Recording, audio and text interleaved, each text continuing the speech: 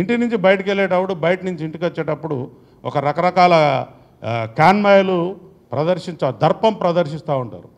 ఆ దర్పం కూడా అవసరం లేదు, సైలెంట్గా పోయి ఎవరు చాలామంది ఉన్నారు. చిన్నప్పుడు మీరు ఏం సినిమాలు తీస్తున్నారండి? సమాజానికి ఉపయోగపడే సినిమాలు తీస్తున్నారా? భారతదేశ కీర్తి ప్రతిష్టలు ఇనుమడింపజేసే సినిమాలు తీస్తున్నారా? రైతు కుటుంబం సినిమా తీస్తున్నారా? లేకపోతే ఏమన్నా నర్తనశాల సినిమా తీస్తున్నారా? లేకపోతే మన సందేశాత్మకమైన సినిమాలు తీస్తున్నారా? సాగర సంగమం లాంటివి ఏమన్నా? మీరు ఏం సినిమాలు తీస్తున్నారు? దొంగతనం ఎట్లా చేయాలి, లంగతనం ఎట్లా చేయాలి, ఎట్లా బారిపోవాలి? కనీసం మహిళలు అంటే మీకు గౌరవం కూడా లేదు. మహిళలు అంటే గౌరవం కూడా లేదు నీకు. ఇంతవరకు ఎవరు అడిగి ఉండడు ఈ ప్రశ్న. నువ్వు హీరోయిన్ పట్టుకుని ఏమంటావు?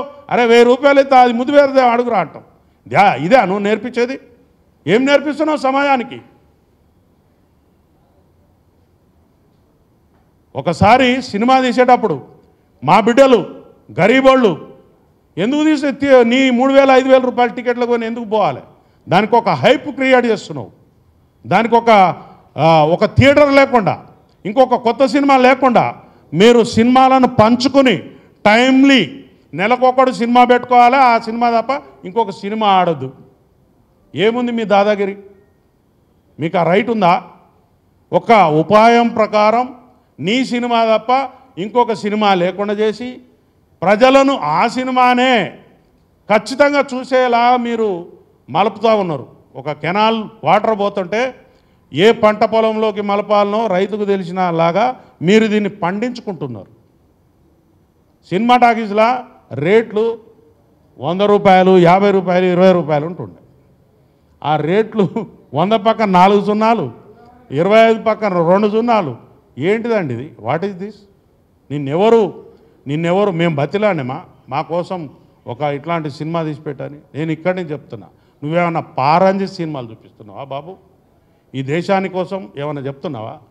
అట్లాంటి సినిమాలు చూస్తే ఏమన్నా జ్ఞానం వస్తుంది. జై భీమ్ లాంటి సినిమాలు చూస్తే రాజ్యాంగం గురించి తెలుస్తుంది.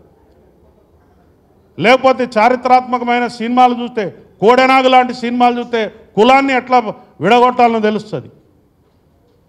నిప్పు లాంటి మనిషి సినిమా చూస్తే ఒక పోలీస్ ఆఫీసరు ఎంత గొప్ప ఉద్యోగం చేయగలడో తెలుస్తుంది.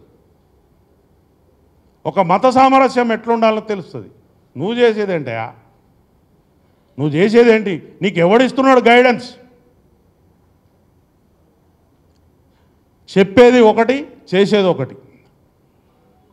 మీరు మీ తోలు మంచిగా ఉంచుకోకపోతే తోలు పలగొడతాం.